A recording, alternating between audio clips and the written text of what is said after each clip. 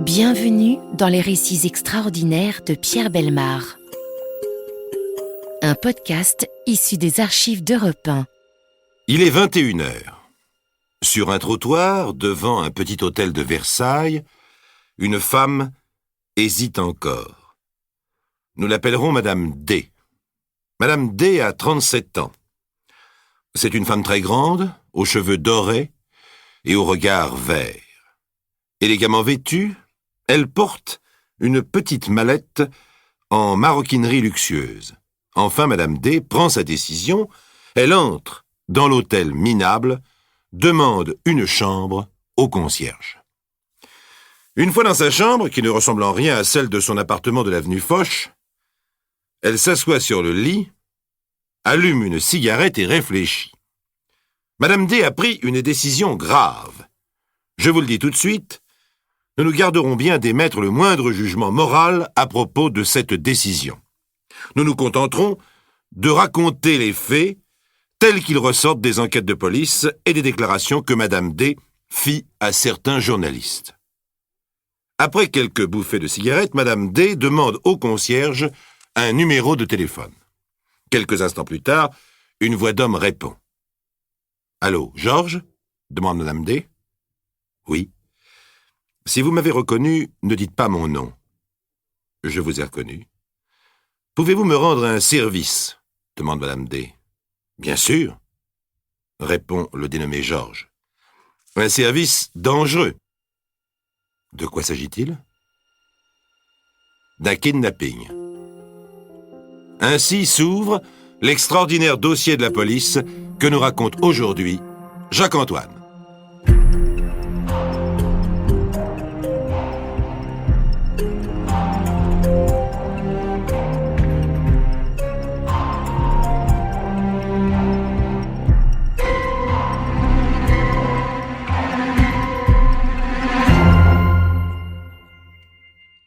Madame D est d'origine anglaise, mais elle parle le français sans accent. D'ailleurs, elle est française de cœur et française aussi par son premier mariage. Seulement, après avoir épousé un Français et avoir eu de lui 2 filles, Françoise et Géraldine, elle a dû divorcer.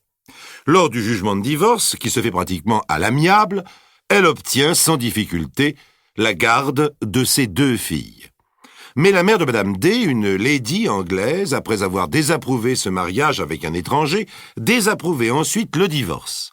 D'après Madame D, la lady, sa mère, serait quelque peu rétrograde. Nous lui laissons la responsabilité de ce jugement tout en croyant nécessaire de vous le faire connaître. À cette époque, Madame D, obligée de travailler, entre comme réceptionniste dans un institut de beauté, ce qui, s'ajoutant aux problèmes matériels causés par la séparation d'avec son mari, ne lui laisse ni le temps ni les moyens de s'occuper suffisamment de ses 2 filles. En attendant de s'être organisée, elle confie les 2 enfants à sa mère, en Grande-Bretagne. Très exactement, à Hurseyd, près d'Epsom. C'est à contre-cœur qu'elle se sépare d'elle. Elle leur rend visite presque chaque week-end, envoie régulièrement l'argent nécessaire à leur pension et attend avec impatience le moment de pouvoir les faire revenir chez elle en France. Les enfants ont alors Françoise 13 ans, Géraldine 10 ans. Hélas, cette situation se prolonge 3 années. La mère de Madame D s'occupe bien de ses petites filles, qui bien entendu sont pensionnaires dans des établissements de premier ordre. Chaque fois que Madame D fait part à sa mère de son intention de reprendre ses filles, cette dernière trouve toujours une raison pour l'amener à reporter sa décision. Un jour, son appartement de Paris n'est-il pas trop petit ? Est-ce que son travail lui laissera vraiment le temps de s'en occuper ? Peut-être faudrait-il attendre que Françoise ait terminé tel cycle d'études, etc., etc. Quand enfin Madame D peut s'installer dans un appartement de l'avenue Foch, que rien ne s'oppose plus à ce qu'elle assure elle-même l'éducation de ses enfants et qu'elle déclare sa ferme intention de les reprendre, sa mère, sans lui opposer un refus formel, la laisse dans une vague incertitude et parvient à faire reporter encore leur retour. Enfin, l'été dernier, après les grandes vacances, Françoise et Géraldine doivent rejoindre leur mère à Paris. Elles ont alors Françoise 16 ans, Géraldine 13 ans. Hélas pour Madame D, L'avant-veille du jour où elle doit se rendre en Angleterre pour aller les chercher, elle reçoit une lettre qui, selon sa propre expression, la laisse pantelante, brisée, au bord de la dépression nerveuse. La lettre émane du ministère de la Justice anglaise et dit à peu près ceci. Vos enfants, à la demande de votre mère, ont été placés sous la tutelle de la Cour. Nous vous signifions que dorénavant, et en attendant que leur sort soit décidé par jugement, vos filles ne pourront en aucun cas quitter le sol britannique. Vous êtes d'autre part priés de ne pas troubler leur esprit par des lettres ou des paroles contraires à leur tranquillité. Impuissante, Madame D passe par des alternatives de fureur et de stupeur et va consulter un avocat international. Celui-ci lui laisse peu d'espoir. En effet, dit l'avocat, il s'agit d'une loi particulière à la législation britannique. Dernièrement, j'ai eu à m'occuper d'un cas similaire, mais qui jouait en faveur de la mère, l'actrice Dawn Addams. Lorsque celle-ci divorça d'avec le prince Vittorio Massimo, le jugement de séparation l'autorisait à ne garder leur fils que pendant 1 mois par an.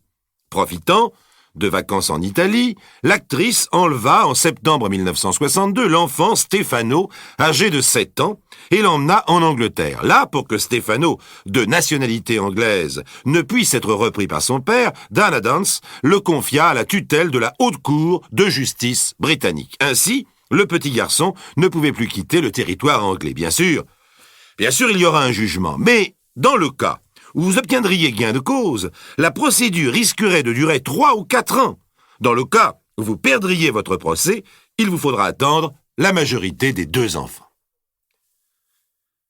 C'est après avoir réfléchi pendant 24 heures à cette situation que Madame D en arrive à la conclusion qu'il ne lui reste qu'une seule solution. Oui, une seule. Enlever ses propres enfants. C'est évident, mais sa mère doit bien se douter qu'elle va réagir. Elle aussi sait qu'il n'y a qu'une solution pour lui reprendre les enfants. L'administration britannique aussi le sait. Donc peut-être va-t-on la surveiller, peut-être la surveille-t-on déjà. Voilà pourquoi Madame D a quitté son appartement de l'avenue Foch pour cet hôtel minable de Versailles, où elle se fait inscrire sous un faux nom. Le lendemain, une première réunion rassemble à l'hôtel de Versailles Madame D et cet homme que nous appellerons Georges. De son métier, il est journaliste, lunettes, cheveux gris et courts. C'est un homme aussi petit et flegmatique que Madame D est grande et nerveuse. Après avoir étudié la situation, tandis que Madame D marche de long en large, Georges réfléchit, tranquillement assis dans une sorte de fauteuil avachi. C'est que cette opération s'avère très délicate. Les 2 enfants ne possèdent ni passeport ni papier d'identité. D'autre part, elles sont pensionnaires dans 2 institutions distantes l'une de l'autre de plus de 100 km. Françoise à Epsom, Géraldine à Brighton. Enfin, si Madame D n'est pas déjà surveillée, il est probable qu'elle figure, elle et ses enfants, sur une liste noire quelconque. Alors, demande Madame D, vous avez une idée? Oui, répond Georges. Mais pour la mettre sur pied, je dois contacter un ami anglais. Lors de la réunion suivante, ils sont 3, Madame D, Georges, et un merveilleux Anglais à moustache rousse, ancien de la Royal Air Force, aujourd'hui pilote dans une compagnie privée. Après avoir rapidement étudié le dossier, le pilote a demandé à entendre Madame D avant d'accepter de l'aider. Imaginez donc, dans cette petite chambre de Versailles, ces 2 hommes et cette femme, penchés sur les cartes du sud de l'Angleterre qu'ils ont étalées sur le lit. L'idée à première vue est simple. Enlever successivement les 2 enfants et les conduire sur un terrain situé à proximité de l'un des 2 collèges et décoller pour la France. D'après sa connaissance des lieux, le pilote suggère que le terrain d'aviation à choisir soit celui de Bournemouth.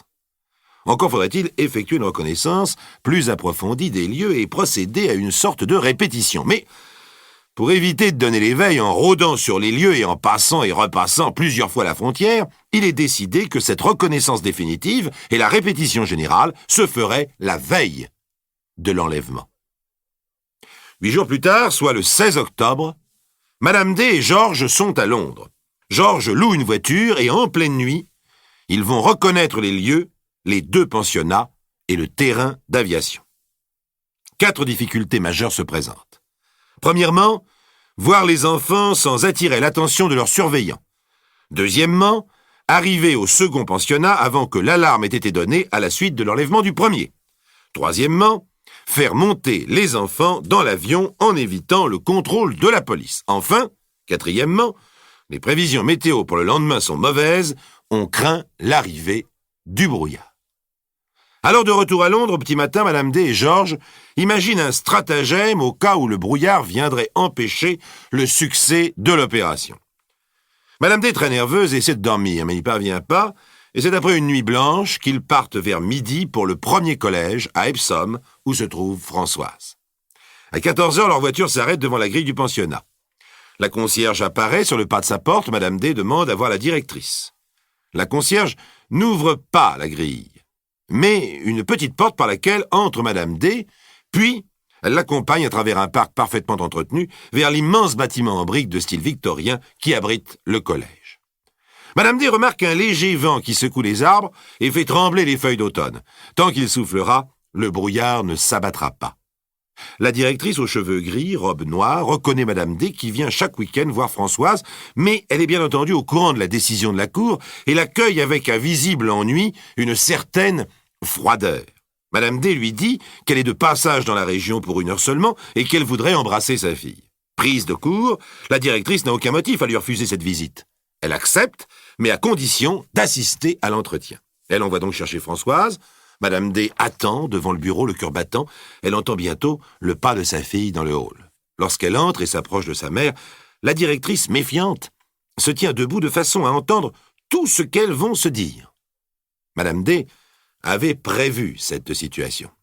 Après s'être embrassée, au milieu d'une conversation banale, Madame D dit brusquement en français mélangé d'argot « Débrouille-toi pour te tirer et être à 6 plombes près de la lourde d'entrée ». Une lueur de surprise est passée dans le regard de Françoise, mais elle a certainement compris car elle ne laisse rien paraître.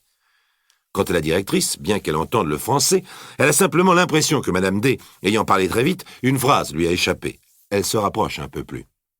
Quelques instants plus tard, Madame D embrasse sa fille, comme si elle ne devait plus la voir, d'ici longtemps, et s'en va. Madame D et Georges arrivent à 16h, au pensionnat de Géraldine.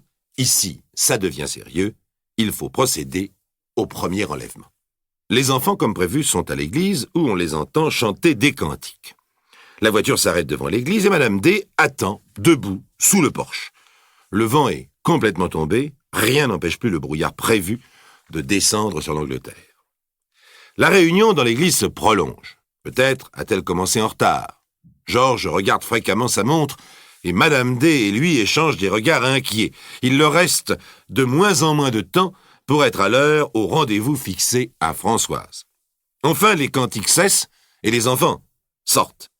Dès qu'elle aperçoit sa mère, Géraldine, dans son petit uniforme vert de collégienne, fond en larmes. « Calme-toi, lui dit sa mère, reste avec tes camarades, tu vas faire comme si tu retournais au collège, mais reste dans les dernières, devant la porte. » À la surveillante qui s'approche, Madame D explique qu'elle est de passage et demande si elle peut embrasser sa fille. La surveillante accepte. La mère et la fille échangent alors quelques mots en marchant et en s'embrassent. Puis, Madame D, comme à regret, monte dans la voiture. Par la vitre ouverte, elle lance des baisers à Géraldine en larmes, qui lui répond en faisant au revoir de la main.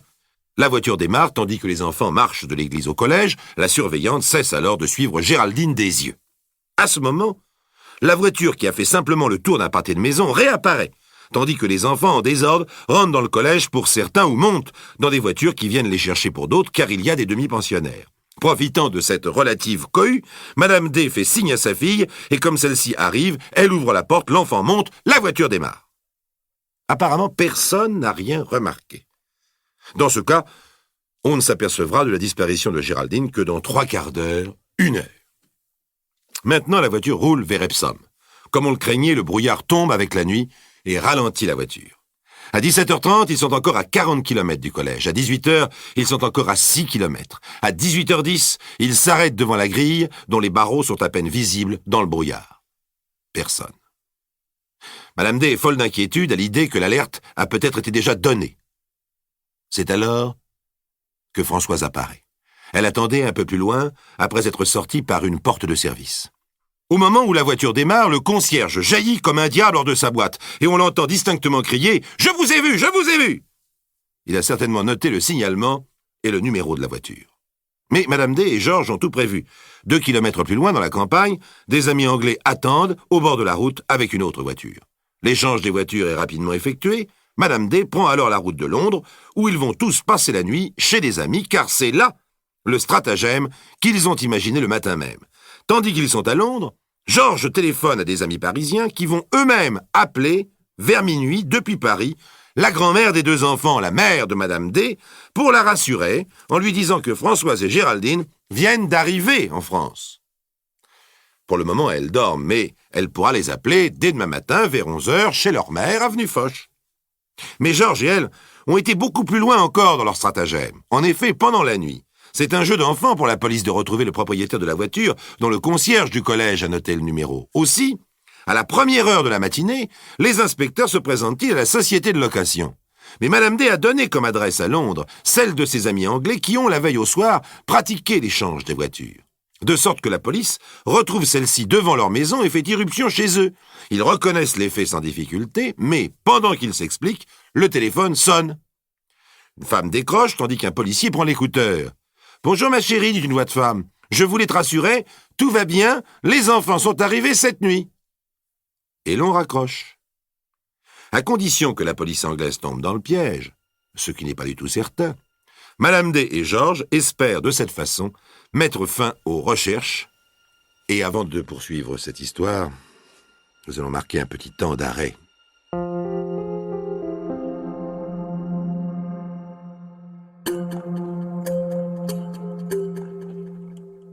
Depuis le lever du jour, Madame D, à l'autre bout de Londres, regarde le ciel, du moins ce que l'on peut en voir à travers le brouillard. Vers 9h, comme elle l'espérait, le soleil commence à percer. Quelques minutes plus tard, Madame D, Georges et les 2 enfants repartent en voiture en direction de Bournemouth. Le brouillard reste épais, puis il commence à se dissiper juste comme ils arrivent à proximité de l'aéroport. Là, sur le parking, tapis dans la voiture, ils attendent. Madame D fume cigarette sur cigarette, Georges explique aux 2 enfants ce qu'elles vont devoir faire. Françoise, consciente du danger, écoute très sérieusement. Tous 3 essaient de conserver le sourire et même de plaisanter de temps en temps pour ne pas affoler Géraldine, qui en profite pour vider une boîte de sucettes. Enfin, à 11h, un petit point apparaît au-dessus du terrain. Il grandit, disparaît derrière la cime des bâtiments, puis on entend ronfler son moteur et il réapparaît, roulant sur le taxiway pour s'arrêter à l'endroit exactement prévu, bien en vue de la voiture. C'est un ravissant Beechcraft, blanc et rouge, de 4 places, le pilote aux moustaches rousses en descend, le plus sereinement du monde, ses papiers de bord à la main. Alors Madame D, le cœur battant, sort de la voiture et marche à sa rencontre, suivie de ses 2 filles qui jacassent et s'extasient sur l'avion, comme cela leur avait été conseillé. Elle laisse bien entendu de côté le poste de douane et de police. Le pilote les salue, les aide à monter à bord rapidement, puis s'en va avec désinvolture faire vérifier ses papiers par l'administration. En principe, toute la scène s'est déroulée avec beaucoup de naturel et en même temps si vite que l'on peut espérer que personne n'aura rien remarqué. Hélas, leur espoir va être déçu. Quelques minutes plus tard, lorsque le pilote ressort du bâtiment administratif, il est suivi de 2 policiers et tous 3 se dirigent vers l'appareil. Madame D devient blême et elle dit à ses 2 filles qui se sont soudain figées « Allons, souriez, parlez, comme si de rien n'était. » Le pilote glisse ses moustaches dans la cabine et dit à Madame D qui est assise sur l'un des sièges arrière « Cachez-vous, ils n'ont vu que les enfants. » Tandis que Madame D se recule brusquement, le pilote, avec une brutalité incompréhensible, arrache une sucette des mains de Géraldine et fait descendre les 2 enfants. La scène qui suit est insupportable. L'un des policiers qui s'intéresse à l'aviation et ne connaît pas ce type d'appareil, américain et nouveau sur ce terrain anglais lorsque se déroule cette affaire, tourne autour et s'approche même du cockpit pour observer le tableau de bord. Quant à l'autre policier, il regarde les 2 enfants que lui présente le pilote. « Voici l'aîné, dit ce dernier, Heather. Voici la plus jeune, Elisabeth. » Le policier regarde le passeport du pilote, puis s'adresse à Géraldine. « Vous en avez de la chance, Elisabeth, d'avoir un papa qui est dans l'aviation. Il vous emmène souvent ?» Géraldine, qui ne comprend pas, regarde l'homme à la moustache, qui fait « oui » d'un signe de tête en souriant. « Oui » répond Géraldine. « Bon, eh bien bon voyage, dit le policier en rendant son passeport au pilote. Pendant ce temps, l'autre policier, qui inspecte toujours avec émerveillement cet avion bijou, découvre Madame D immobile sur son siège. À tout hasard, Celle-ci lui sourit. Le policier s'incline et s'éloigne, comme s'il était brusquement conscient d'être indiscret. Tandis que le pilote fait monter à nouveau les deux enfants dans l'avion, le premier policier rejoint le second, convaincu que celui-ci vient de vérifier en même temps que les papiers du pilote et des enfants celui de la femme. Puis les deux policiers s'approchent, et le second découvre à son tour Madame D, mais il ne dit rien, convaincu à son tour que son collègue a vérifié ses papiers. Dans l'avion, inutile de vous dire que Madame D et ses deux filles n'en mènent pas large. Quant au pilote, malgré son flegme, tout en fermant la portière, tout en manipulant les commandes, il répète dans sa moustache à mi-voix en chantonnant « Bloody, bloody, bloody, bloody » sur l'air enfin bref, sur une musique absolument originale et que d'ailleurs Madame D ne cherche pas à reconnaître, bloody étant une expression anglaise qui veut dire à peu près « zut, zut, zut, zut, zut ». Comme les deux policiers lui font un petit signe amical avant de se détourner, le pilote murmure aux enfants visiblement terrifiés, blêmes de peur « Allez saluer, souriez, allons, allez. Vous ne comprenez pas, petit monstre, qu'il fait beau, que vous partez toute heureuse, passer le week-end en Écosse !»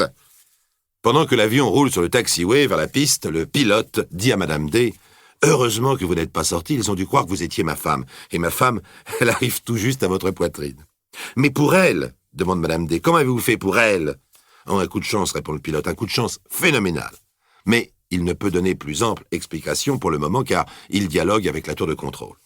Ce n'est qu'en vol qu'il s'explique. Il a lui-même deux filles, Heather, 19 ans, et Elisabeth, 15 ans, et elles figurent sur son passeport. Et ils ne les ont pas trouvées trop jeunes ? Bon, non. Mais c'est pour ça que je lui ai arraché sa sucette. Et il sort de sa poche un paquet visqueux où l'on reconnaît collés ensemble un trousseau de clés, un mouchoir et une sucette. Inutile de vous dire, chers amis, que Madame D ne voit rien, ni le paysage qu'il survole, ni la côte anglaise, ni la Manche. La première à retrouver complètement ses esprits, c'est Géraldine.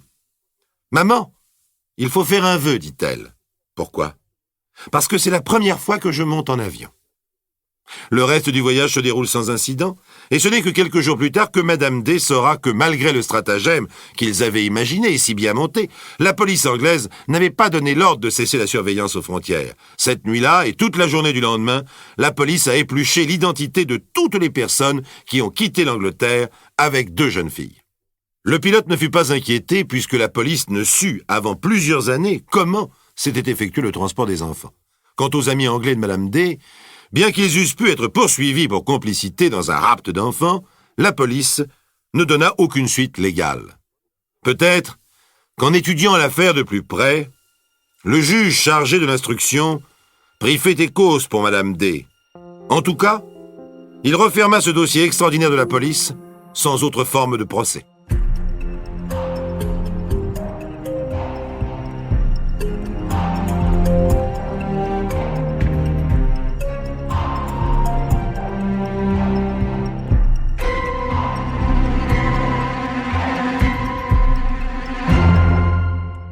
Vous venez d'écouter Les récits extraordinaires de Pierre Bellemare, un podcast issu des archives d'Europe 1 et produit par Europe 1 Studio. Réalisation et composition musicale, Julien Tarot. Production, Sébastien Guyot. Direction artistique, Xavier Joly. Patrimoine sonore, Sylvaine Denis, Laetitia Casanova, Antoine Reclus. Remerciements à Roselyne Bellemare. Les récits extraordinaires sont disponibles sur le site et l'appli Europe 1. Écoutez aussi le prochain épisode en vous abonnant gratuitement sur votre plateforme d'écoute préférée. Si les faits divers vous intéressent, alors les récits extraordinaires de Pierre Bellemare sont faits pour vous.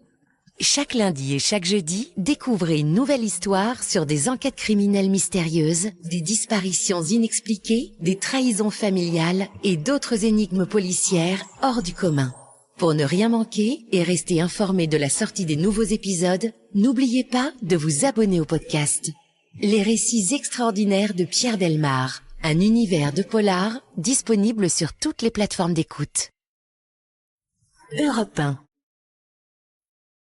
Pour commenter son histoire du jour, Christophe Ondelat reçoit un invité, acteur direct de son récit. Je vous ai raconté l'affaire Alexandre Sarré, du nom de cet avocat escroc qui, en 1931 à Marseille, s'avère être un tueur en série qui a tué au moins 3 personnes, et sans doute 5, en instrumentalisant 2 sœurs immigrées allemandes, les sœurs Schmitt. Crime pour lequel il a été guillotiné, et une histoire qui, il y a quelques années, vous a inspiré pour en tirer un roman, Charles Bottarelli, un roman qui s'appelle Un assassin si distingué, paru aux éditions Phénix d'Azur, et je signale votre dernier livre, L'honneur de Benjamin Hulmeau, aux éditions Sud-Arène. Je précise, Monsieur Bottarelli, qu'il y a eu un livre et il y a eu un film sur cette affaire, avant que vous-même ne vous penchiez dessus. Hein. Le film, c'est Le Trio Infernal. Oui. Que je n'ai pas vu, d'ailleurs. De Francis Giraud, c'est ça? De Francis Giraud, oui. Sorti en 74, c'est Piccoli qui jouait Alexandre Sarré. Piccoli qui jouait Sarré, oui. Oui. Alors vous, qu'est-ce qui vous a attiré dans ce dossier? Je précise que vous êtes... Quand j'ai lu cette affaire, quand j'ai lu les comptes rendus officiels, disons, les pièces du procès, je me suis dit qu'on avait là affaire à un personnage absolument exceptionnel, par l'énormité de son culot, l'énormité de son intention délibérément malveillante, que c'était vraiment quelque chose d'extraordinaire, que ça méritait un roman, si vous voulez. Et vous êtes allé aux archives consulter le dossier d'instruction? Consulter les archives judiciaires, et parce que ça se situait dans le cadre d'une commande qui m'avait été faite par un éditeur qui s'appelle les éditions de Boré, qui voulait que je fasse un compte rendu sur un certain nombre d'affaires criminelles intéressant la région, le Var et les Bouches-du-Rhône, intéressant la région, donc, et qui auraient été jugées entre le milieu du 19e siècle et nos jours. Donc c'est comme ça que j'étais tombé sur l'affaire Sarré, et que je me suis dit, c'est pas possible, il faut que j'en fasse un roman, parce que c'est vraiment énorme. Parce que c'est une affaire qui n'a pas de célébrité dans votre région? De célébrité particulière, non. Il y a quand même quelque chose d'exceptionnel dans le bonhomme, mis à part la violence de son comportement, c'est qu'il était l'amant des deux sœurs Schmitt. En même temps, ou l'une après l'autre, ça j'ai pas pu le définir, mais enfin c'était ses deux maîtresses, quoi. C'était un ménage à trois avec deux sœurs, en quelque sorte. Alors sur ses motivations à lui, on peut résumer les choses ainsi, c'est ce que j'ai fait, il tue pour l'argent. Mais enfin, tous ceux qui aiment l'argent ne tuent pas 5 fois. Donc lui, qu'est-ce qui est son ressort? Qu'est-ce qui le rend à ce point cupide? C'est quoi son histoire? Il veut appartenir à la bonne société marseillaise. Il fréquente les patrons d'industrie, les hauts fonctionnaires, tout ce qui compte un petit peu dans la ville. Donc il veut se hausser à leur niveau, si vous voulez. Et pourquoi est-ce qu'il a besoin de se hausser à leur niveau, puisque il est avocat d'affaires? C'est déjà pas mal comme situation. Il a soif d'être connu et reconnu, donc il fera tout pour ça, et il a bien compris que s'il peut arriver à ça par l'argent. Et il y a quand même une raison peut-être un peu plus discrète, mais bien compréhensible, c'est qu'il est originaire de Trieste. Alors Trieste, à ce moment-là, comme vous le savez, c'est nulle part, quoi. C'est ni italien, ni autrichien, ni rien du tout. Et cette soif de reconnaissance, elle est peut-être aussi liée à l'anonymat de son origine. Et il allait vraiment devenir député? Il avait déjà essayé une fois, ça n'avait pas marché, mais il n'était pas exclu que... Oui, c'était pas exclu. Rien ne permettait de penser qu'il serait battu. Il pouvait le devenir. Il est aussi, alors ça c'est finalement intéressant ce que vous nous dites, parce que à la fois il cherche de la légitimité et donc pour ça il a besoin d'argent, et en même temps son premier argument pour faire taire les deux sœurs, c'est que il est célèbre, qu'il est connu, qu'il est protégé. Oui, effectivement, et quand on découvre, quand le propriétaire de la villa d'Aix, où ont eu lieu les crimes et la dissolution dans l'acide sulfurique, quand il découvre les traces d'acide sulfurique dans la maison, Et qu'on lui dit, il faut porter plainte contre le précédent occupant. Et il répond, mais vous n'y pensez pas, Maître Sarré, vous vous rendez compte, c'est pas possible que ce soit lui. Il avait une notoriété bien établie, quoi. Alors, lui a été guillotiné. Est-ce qu'on sait ce que sont devenus les sœurs Schmitt? Non, personnellement, non, je n'ai pas eu la curiosité de me renseigner, donc je ne sais pas. Elles ont été bannies, donc on peut supposer qu'elles ont été expulsées de France. Oui. Oui, quoique elles ont essayé de donner des gages de bonne volonté pendant qu'elles étaient là, puisqu'elles étaient employées, elles étaient couturières et elles étaient employées dans un atelier qui confectionnait des vêtements militaires. Donc elles faisaient les vêtements des militaires français qui combattaient leurs propres compatriotes. Alors, si on cherche leur responsabilité, bon, la justice dit qu'elle est marginale, puisqu'elle les condamne à 10 ans de prison chacune. Est-ce qu'elles ont couvert les crimes et les escroqueries? Est-ce qu'elles ont participé à leur organisation? Est-ce qu'elles ont été naïves, dépassées, faibles? Je crois qu'elles ont été manipulées par Sarré, puisqu'elles étaient deux sœurs égarées complètement en France, qui n'avaient aucune ressource propre sauf leur travail, et qui ne connaissaient personne sauf Sarré, et qui par conséquent étaient facilement manipulables. Et comme Sarré était doué pour la manipulation, ça pouvait se terminer comme ça. Donc, au fond, elles ne comprennent pas bien où il veut en venir, mais elles l'accompagnent jusqu'au bout, quoi. Oui, elles n'étaient pas à l'origine des manigances, mais elles les ont accompagnées. Et elles ont vendu leur charme aussi à son égard. Oui. Absolument. Et lui exerçait une forme de droit de cuissage, quoi. Oui, tout à fait. Tout à fait. Et ils subvenaient à leurs besoins financiers, moyennant le droit de cuissage, oui. Et la complicité dans les escroqueries et les crimes. Oui. Officiellement, il a tué Louis Chambon, il a tué Noémie Balandreau, qui était la maîtresse de Chambon, on a bien compris par nécessité, et il a tué aussi, empoisonné, enfin ils ont tué ensemble, la tuberculeuse Magali Herbin. Les maris de ces dames, il n'est pas condamné pour ça, mais on n'a pas beaucoup de doutes. Parce que quand on a découvert les autres crimes, on n'a pas trop cherché apparemment. Ça suffisait pour l'envoyer en assise, mais on n'a pas trop cherché. Parce qu'on dit 3 crimes, il a été condamné pour 3 crimes, mais exactement combien a-t-il commis, on ne sait pas. Parce qu'en particulier, en ce qui concerne les escroqueries et l'assurance, il avait commencé par son propre cordonnier.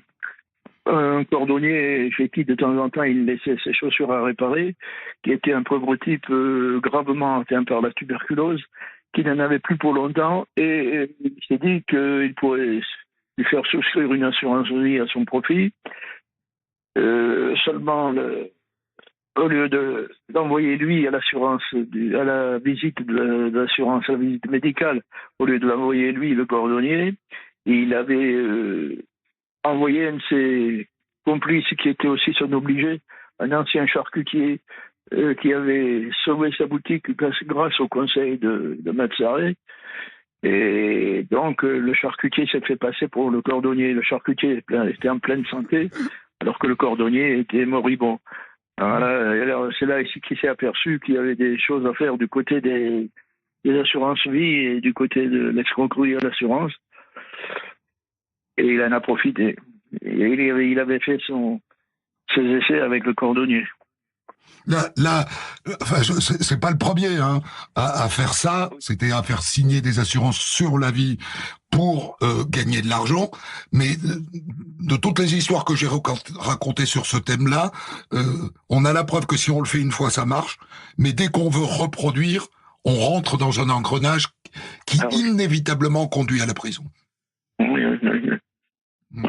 Alors, l'usage de l'acide sulfurique pour dissoudre les corps, au début du XXe siècle, c'est pas courant. Oui, en effet, c'est pas courant. D'autant plus que les compagnies d'assurance entre elles n'ont pas trop de moyens de communication. Il n'y a pas l'usage de l'informatique à l'époque et ça commence à devenir difficile pour lui quand une compagnie qui a été spoliée prévient ses confrères par courrier. L'usage de l'acide sulfurique pour dissoudre les corps.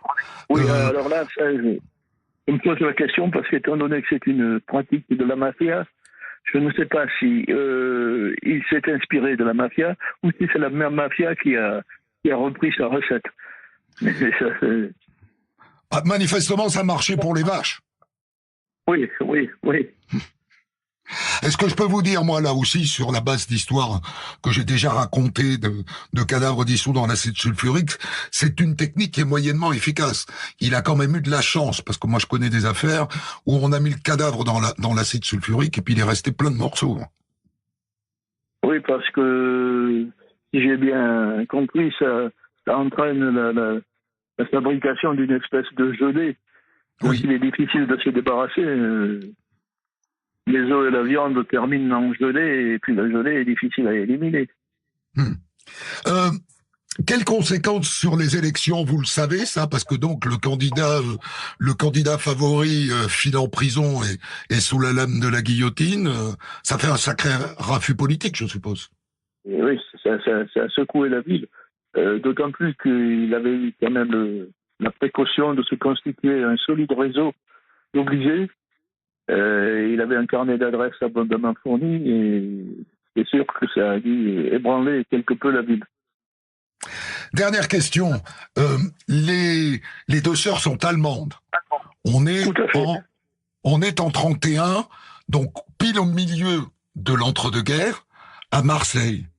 Est-ce qu'il y a un contexte politique international là? Est-ce qu'il y a quelque chose à situer du côté des relations entre la France et l'Allemagne dans cette période particulière? Les deux sœurs dans la presse ne sont plus appelées les Allemandes, mais les Bosch. Ce sont les sœurs Bosch.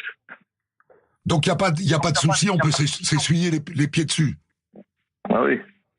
Je vous remercie infiniment, Charles Bottarelli, et je renvoie nos auditeurs à votre livre « Un assassin si distingué » aux éditions Phénix d'Azur, qui donc n'existe plus, mais tous les livres désormais ont un avenir sur Internet. Nous, c'est là qu'on les achète.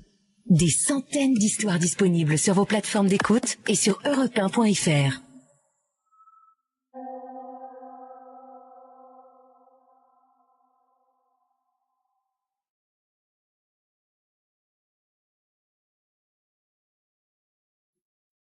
Se faire plaisir, toujours au bon prix chez Auchan. Tous les jours, retrouvez dans nos magasins Auchan une sélection de poissons frais entiers ou de coquillages à moins de 5 € le kilo. Voilà, de bons produits de la mer pour mes plats et mes planchas. De quoi vous régaler toute l'année avec une pêche de saison à petit prix. Auchan, avec plaisir. Moins de 5 € le kilo de poissons frais entiers ou de coquillages. Liste des magasins Auchan équipés d'un rayon marée traditionnel sur Auchan.fr. Europe 1. On de la raconte. Christophe Ondelatte. L'argent rend fou. Et une fois de plus, vous allez en avoir la preuve. Je vais vous raconter une affaire de 1931 à Marseille. L'histoire d'un presque député dont on découvre qu'il est un tueur en série. Il a tué 3 personnes et sans doute 5 pour l'argent. Rien que pour l'argent. Cette histoire, je vais la débriefer avec Charles Bottarelli, qui a tiré de cette histoire un roman très réaliste qui s'appelle « Un assassin si distingué » aux éditions Phénix d'Azur. Cette interview est disponible dans un autre podcast. Voici l'affaire Alexandre Sarré. La réalisation est signée Boris Pachinski. Europe 1. Christophe Ondelatte.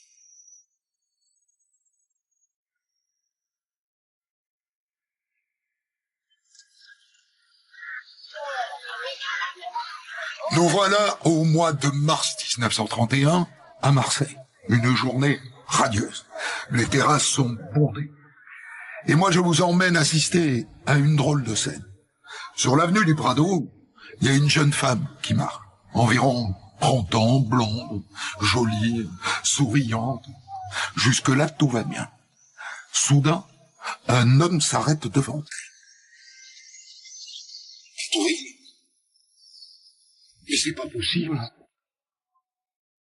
Et elle, d'un coup, comme paniquée, elle s'enfuit en courant. Et l'homme se lance à sa poursuite.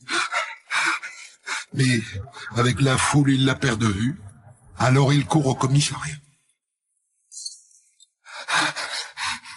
Je viens de voir un fantôme. Un fantôme. Un homme bon. Va falloir m'expliquer. Mais c'est une de mes amies. Elle est censée être morte depuis quelques semaines. Et là, je viens de la croiser dans la rue. Vous dites qu'elle est morte? Oui, j'étais à son enterrement. Alors elle est ressuscitée. Qu'est-ce que vous voulez que je vous dise? Le nom de cette jeune femme? Catherine. Catherine Schmidt. L'histoire est folle dingue, mais le type n'a pas l'air fou. Et le dossier file donc dans les mains d'un policier en charge des escroqueries. Et quand il voit le nom de cette morte qui ne serait pas morte, Catherine Schmidt, il se dit tiens, j'en ai déjà entendu parler de celle-là. Un assureur qui est venu porter plainte il y a pas longtemps. Cette Catherine Schmidt était l'une de ses clientes. Elle avait souscrit chez lui une assurance sur la vie. Et comme elle était morte, quelqu'un s'est présenté pour toucher l'assurance. Normalement, ça aurait dû être sa mère, mais c'est sa sœur qui est venue, avec une procuration de la vieille maman.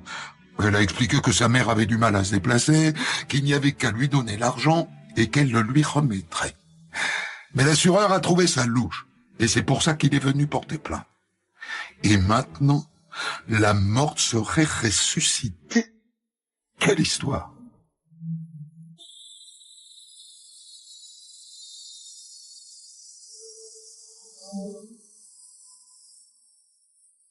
Un commissaire se lance dans une petite enquête. Et il découvre qu'avant de mourir, Catherine Schmidt a souscrit non pas une, mais 7 assurances sur la vie, auprès de 7 compagnies d'assurance, pour un montant total de 1 700 000 francs. Ça déjà c'est louche. Ça sent l'arnaque. Et figurez-vous qu'hormis le dernier qui a eu un doute, tous les assureurs ont versé l'argent. Et vous vous souvenez à qui vous avez versé cet argent? Il est parti à Madame Rose Schmidt, la mère de la défunte.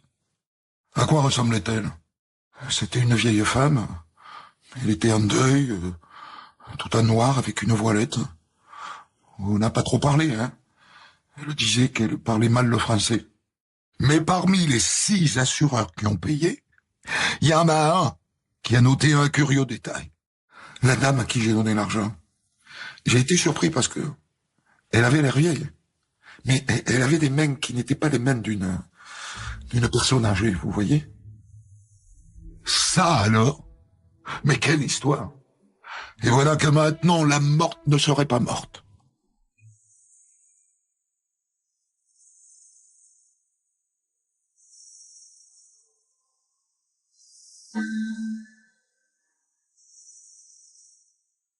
Évidemment, les policiers s'intéressent à la sœur de cette pauvre Catherine Schmidt, celle qui a tenté d'embrouiller le 7e assureur avec sa procuration en bois. Elle s'appelle Philomène. Bonjour madame, nous avons un mandat pour procéder à la perquisition de votre appartement. Il fouille. Et qu'est-ce qu'il trouve? Eh bien, tout l'attirail pour se déguiser en vieille femme. Robe noire, voilette de veuve, perruque grise. Vous commencez à entrevoir ce qui s'est passé. La coquine s'est faite passer pour sa mère. Et elle a donc empoché l'assurance sur la vie de sa sœur décédée. Qui donc ne serait pas décédée? Mais quel sac de nœuds!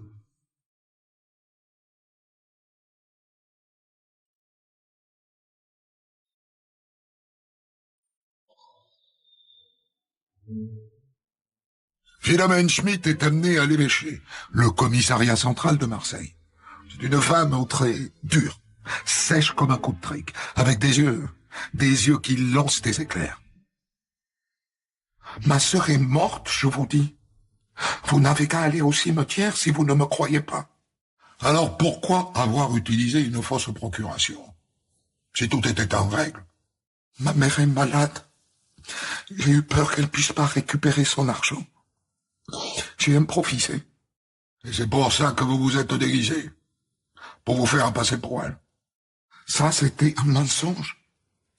J'ai fait une fausse procuration pour toucher l'une des assurances parce que ma mère était malade. Mais les autres, c'est ma mère elle-même qui a fait les démarches. Jamais j'ai cherché à me faire passer pour elle. Je me suis pas déguisé, comme vous dites. Et comme à la fin de son interrogatoire, personne ne la croit, Philomène Schmidt est expédiée en prison.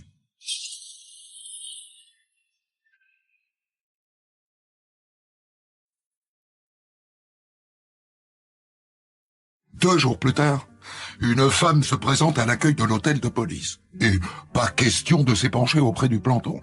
Elle veut parler au commissaire en personne. Alors, va pour le commissaire. Il paraît que vous avez quelque chose à me dire de très important. Je vous écoute. Et d'abord, qui êtes-vous? Je m'appelle Catherine Schmidt. Comment? Je m'appelle Catherine Schmidt. La morte vient de ressusciter officiellement. Si vous êtes Catherine Schmidt, madame, nous allons avoir une petite conversation intéressante. Puisque vous êtes vivante et que vous avez été enterrée, qui est mort à votre place? Parce que moi, j'ai un certificat de décès et j'ai un corps dans une tombe. Eh bien, la morte, c'était une tuberculeuse. Magali Herbin, il s'appelait.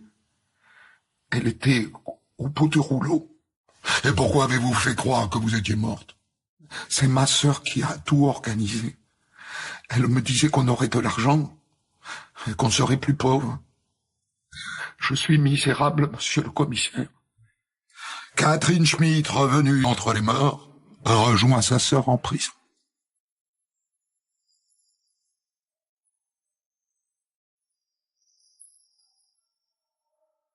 Le lendemain, la sœur, Philomène, est à nouveau sur le grill.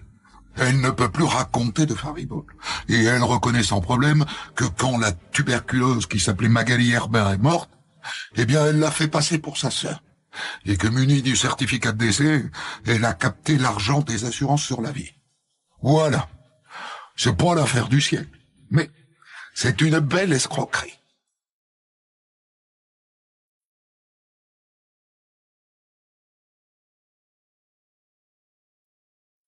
Le lendemain, un entrefilet sur cette affaire paraît dans le journal local. Et c'est le début d'une autre histoire. Parce qu'à Aix-en-Provence, un certain Marcel Poncel lit la nouvelle dans le journal. Monsieur Schmidt? Arrêtez?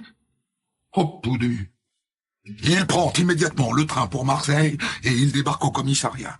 Il veut parler au commissaire. Décidément, c'est à la mode. Monsieur le commissaire, j'ai lu le journal et j'ai vu que les sœurs Schmidt avaient été arrêtées. Alors je me suis dit que peut-être, maintenant, on allait me croire. Et croire quoi, monsieur? Mais c'est une histoire, ça fait au moins 6 ans que je la raconte aux gendarmes et aux juges, ils m'ont jamais cru. Mais de quelle histoire parlez-vous, monsieur? Eh bien, les sœurs Schmidt, celles que vous avez arrêtées, elles ont assassiné quelqu'un chez moi, dans ma villa. Assassiné? Chez vous?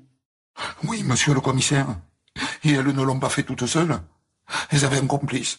Un complice? Et qui ça? Monsieur Sarret. Ça vous dit quelque chose, monsieur Sarret? Sarret. Alexandre Sarret. L'avocat. Celui qui se présente comme député. Lui-même, monsieur le commissaire. Le commissaire se gratte la tête. À partir de maintenant, il marche sur des œufs, car Alexandre Sarret n'est pas n'importe qui. Son vrai nom, c'est Alexandre Serraceni. Et c'est un avocat d'affaires très connu à Marseille. Massif, la tête d'un taureau de corridor, et riche. Il se présente dans 1 mois à la députation, avec de bonnes chances d'être élu, en plus. Donc, prudence, prudence. Continuez, monsieur, mais soyez conscient que porter de telles accusations est très grave. Et je le sais, pardi, tellement grave que depuis 5 ans, personne ne me croit. Eh bien, moi, je vous écoute. Allez-y. Bon, Je la raconte une fois de plus, mon histoire. Et il raconte. Ça s'est passé il y a 6 ans, en 1925. Il a loué sa villa au Sir Schmidt, une villa à flanc de coteau à 6 kilomètres d'Aix.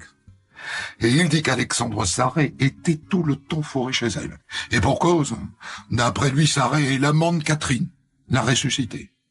Et il ajoute que de temps en temps, il met aussi un petit coup à sa sœur, Philomène. On ne prête qu'aux riches. Et là où ça se corse, c'est quand il explique que quand il a récupéré la maison, il a remarqué des choses bizarres. Retrouvez Christophe Ondelat pour la suite de votre récit dans un autre podcast déjà disponible sur votre plateforme.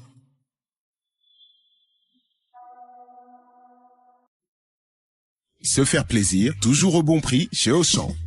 Tous les jours, retrouvez dans nos magasins Auchan une sélection de poissons frais entiers ou de coquillages à moins de 5 € le kilo. Voilà, de bons produits de la mer pour mes plats et mes planchas. De quoi vous régaler toute l'année avec une pêche de saison à petit prix. Auchan, avec plaisir. Moins de 5 € le kilo de poissons frais entiers ou de coquillages. Liste des magasins Auchan équipés d'un rayon marée traditionnel sur auchan.fr. Europe 1. Ondelat raconte la suite de votre récit. Les tapis étaient comme brûlés, vous voyez, rongés. Et puis dans le jardin, j'ai trouvé un soulier de femme caché, tout rangé, comme si on avait jeté du vitriol dessus. Et puis il y avait une odeur piquante, je dirais. Et dans le jardin, les plantes étaient comme noircies, brûlées. Et c'est là que j'ai trouvé des boulettes. Des boulettes, je vous explique. Autrefois, le monsieur était expert agricole spécialisé dans le bétail. Et il raconte que parfois, quand on abattait une bête, eh bien, on traitait la carcasse à l'acide pour la dissoudre. Acide qui se présentait sous la forme de boulettes. Eh bien, après le passage des sœurs Schmidt, j'ai trouvé dans mon jardin les mêmes boulettes noirâtres que celles que j'utilisais à l'époque pour dissoudre les carcasses de vaches. Les mêmes. Alors je me suis dit que Sarret et les sœurs Schmidt avaient assassiné quelqu'un chez moi et dissous son corps dans l'acide. Et vous avez parlé de ça aux gendarmes? C'est ça? Oh que oui, mais comme maître Sarret c'est quelqu'un d'important, eh bien on m'a pas cru, on m'a pas écouté. Et c'est pour ça que quand j'ai vu l'arrestation des 2 sœurs Schmidt dans le journal, j'ai bondi dans le train pour venir vous voir.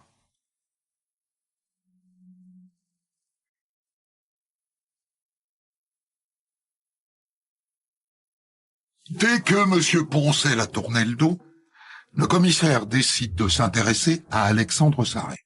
Prudemment, discrètement. Il découvre qu'il a été marié 2 fois et qu'il a divorcé 2 fois. Il a 2 filles. L'aînée lui sert de secrétaire. Et ce n'est pas un avocat qu'on voit en robe au palais de justice. Il ne plaide pas, maître Sarret. C'est un avocat d'affaires. Et ça n'est pas la première fois que la police lui tourne autour. On lui prête des escroqueries et des captations d'héritage. Mais jusque-là, on n'a jamais rien pu prouver. Il n'a jamais été condamné. Bon alors, je vous confirme, commissaire, que le monsieur qui est venu vous voir n'a pas menti.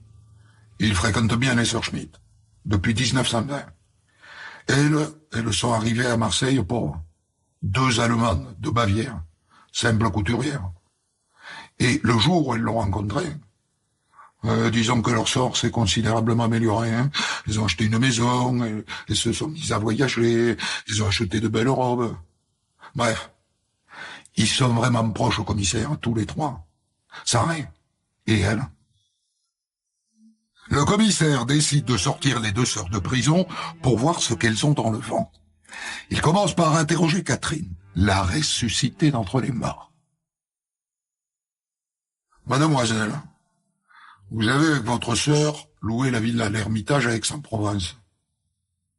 Vous vous souvenez de ça? Oui. Un certain Alexandre Sarret, vous y rejoignez. Ça aussi, vous vous en souvenez? Maître Sarret, c'est un ami. C'est lui qui m'a présenté mon mari. Malheureusement, le pauvre est mort. Maître Sarret nous a beaucoup aidés, ma sœur et moi. Il s'est passé quelque chose, hein, durant votre séjour à la villa? Quelque chose? Non, rien d'extraordinaire. Il ne va pas plus loin, et il passe à Philomèle, l'aînée. Et c'est troublant, elle raconte la même histoire. Elle connaît Sarré, lui aussi lui a présenté son mari, lequel mari lui aussi est mort.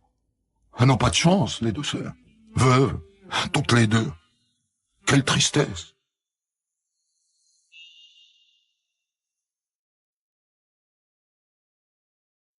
Dans la foulée, le commissaire décide de convoquer l'avocat.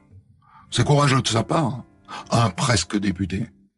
Maître Sarré s'assoit dans son bureau, cheveux en brosse, visage carré, cou puissant, un homme d'action. Alors, monsieur Sarré, est-ce que vous connaissez les sœurs Schmitt? Oui, monsieur le commissaire, oui. J'ai aidé ces pauvres femmes. Elles ont eu bien du malheur. Et comment est-ce que vous les avez aidées? J'ai arrangé leur mariage avec 2 de mes clients. Des mariages blancs, donc. Oui, oui. Mais il y a prescription. Reconnaissez-vous avoir séjourné avec les sœurs Schmitt dans la villa l'Ermitage à Aix-en-Provence? Et là, Alexandre Sarré marque un temps d'arrêt. Assez long. Oui. Je crois que je vois où vous voulez en venir. J'ai commis un crime, là-bas. Et petit tout, il a flanché d'un coup. En août 1925, j'ai tué un homme, dénommé Chambon, un maître chanteur. Il me faisait chanter, il m'a menacé. Voilà. C'était un prêtre défroqué, c'était un individu néfaste. Il s'est battu, le coup de fusil est parti. C'est un accident. Il raconte ça comme si il avait arraché de mauvaises ronces dans son jardin. Il a tué un homme, mais ne vous inquiétez pas, il était néfaste. À ce moment-là, le commissaire décide de faire revenir dans son bureau Catherine Schmitt.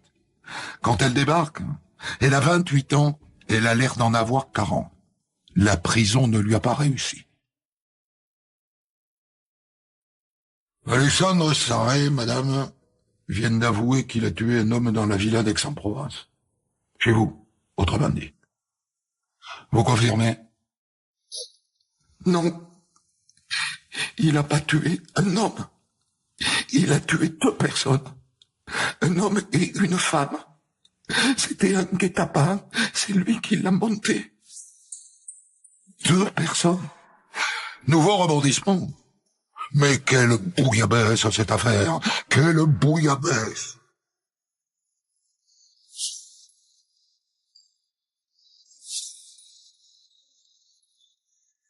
Et Catherine raconte comment Sarré a choisi la villa avec elle et sa sœur. On a d'abord trouvé une maison à Marseille. Mais il y avait des voisins et il y avait un chien qui aboyait. Alexandre a dit que ça n'allait pas. Et l'Ermitage, c'était parfait. Il a juste demandé qu'on mette une baignoire. Il n'y en avait pas. Et elle raconte qu'un jour, Louis Chambon, l'individu néfaste qui a fini dans l'acide, débarque à la villa. Et qui est ce Chambon, mademoiselle Schmitt?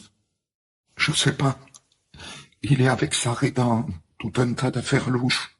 Et qu'est-ce qui lui est arrivé alors? Eh bien, je l'ai fait monter à l'étage. On est entré dans la pièce. Alexandre, il était caché derrière un paravent.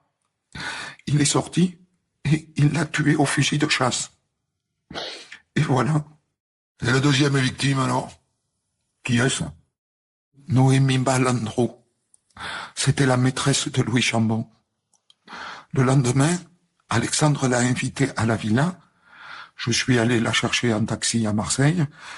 Quand elle est arrivée dans le salon, on lui a offert une limonade.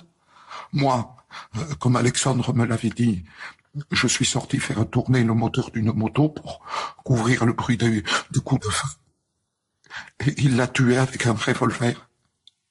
Et il m'a dit, j'ai pas pu faire autrement. La suite est terrifiante.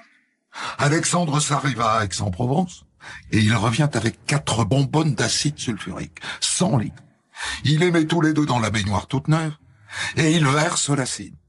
Et après, comme un cuistot avec une longue perche, il touille.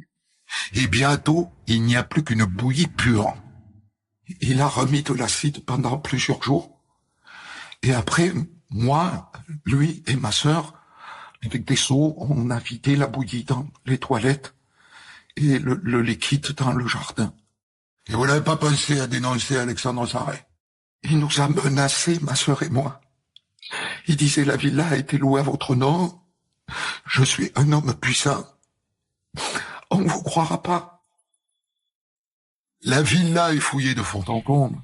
Et sur le mur, dans la pièce où Louis Chambon est censé avoir été abattu à coups de fusil, on trouve des traces de sang. Et aussi des tapis brûlés qui partent au laboratoire. Et les policiers retrouvent la trace de l'achat par Sarret de 100 litres d'acide. Mais il reste une question. Pourquoi a-t-il tué Chambon et accessoirement sa maîtresse? Eh bien, la réponse, la voilà. Chambon était un usurier. Il prêtait de l'argent. En général, avec des intérêts faramineux. Et on avait intérêt à le lui rendre. Sarret l'a tué pour prendre sa place. Après sa mort, il l'a fait vivre. Il a dit aux gens, il est parti en Suisse, je m'occupe de ses affaires. Et donc, il s'est mis à collecter l'argent que les gens devaient à Chambon. En 6 mois, il s'est fait 200 000 francs. Le voilà, le mobile. L'argent. Cet homme est dévoré par l'envie d'argent. Et d'ailleurs, la fausse mort de sa maîtresse Catherine. L'argent. Il a fini dans ses poches. Ça aussi, c'est lui qui l'a organisé.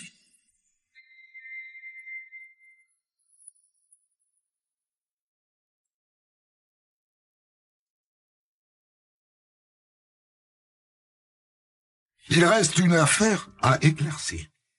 Les 2 sœurs Schmitt ont perdu leur pauvre mari, toutes les 2. Les a-t-il tués, eux aussi? On sait, c'est lui qui l'a reconnu, qu'il s'agissait de mariage blanc.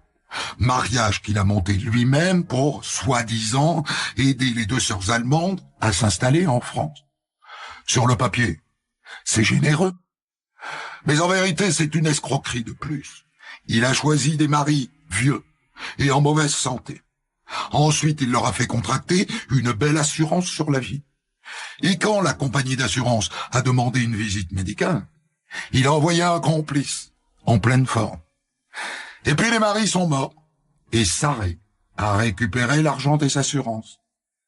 Mais alors de quoi sont-ils morts, ces vieux maris? De vieillesse? Ou est-ce qu'on les a aidés? Est-ce que c'est juste une escroquerie? Ou bien un double meurtre? Je sais pas vraiment comment on va le savoir, ça, commissaire, hein? Parce qu'on va pas pouvoir déterrer les cadavres. Figurez-vous que les 2 sœurs, on les ont mis toutes les 2 à la fosse commune. C'est beau, l'amour. Hein? C'est beau.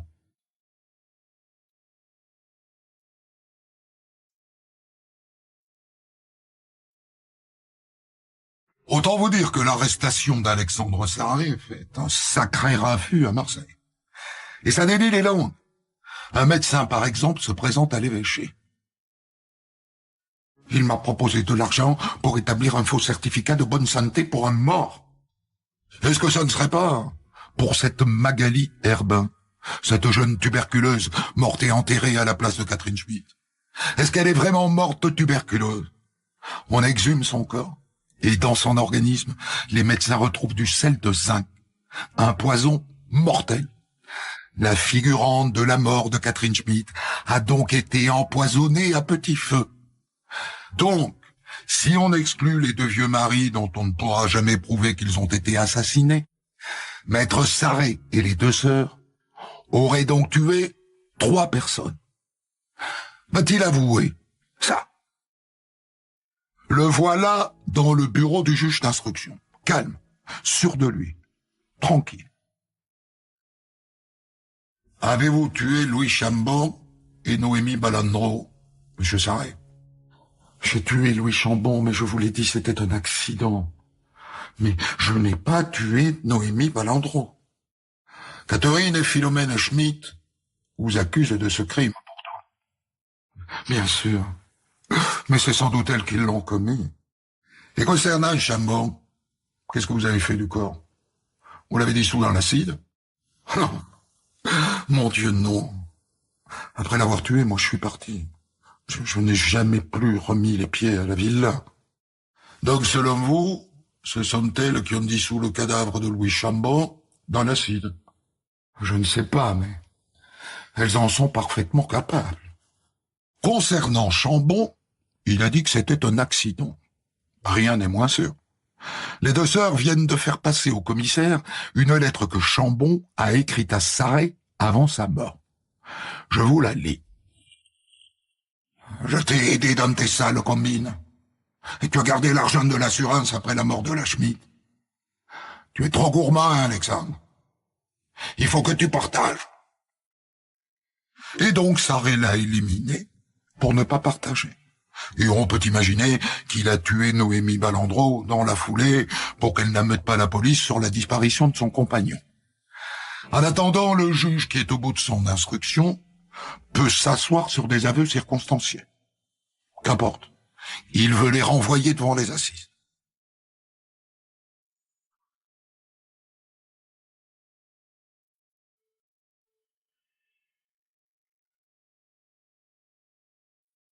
Alexandre Sarret, qui connaît toutes les ficelles de la procédure, tente 1000 manœuvres pour échapper à un procès. Mais il n'y parvient pas. Son procès et celui des sœurs Schmitt s'ouvrent devant la cour d'assises d'Aix-en-Provence le 23 octobre 1933. Dans le box, il apparaît frais comme un gardon. Et d'entrée, il accuse les deux sœurs de tous les crimes. Enfin, pourquoi voulez-vous croire toujours les sœurs Schmitt et moi jamais? Que faut-il donc faire pour être cru? Faut-il être allemand et pleurnicher?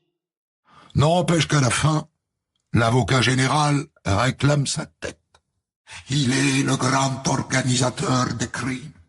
Il n'a tué que par cupidité. Rendez-vous compte. Il est allé jusqu'à refuser une sépulture à 2 de ses victimes. C'est un assassin conscient de ses actes, éclairé sur leur portée par le serment qu'il prêta jadis en tant qu'avocat. Il ne mérite aucune pitié. C'est le châtiment suprême que je requiers contre lui. Marché conclu. Le jury condamne Alexandre Sarret à mort. Et les deux sœurs à 10 ans de prison et au bannissement de France. La tête d'Alexandre Sarret tombe sous la lame de la guillotine le 10 avril 1934.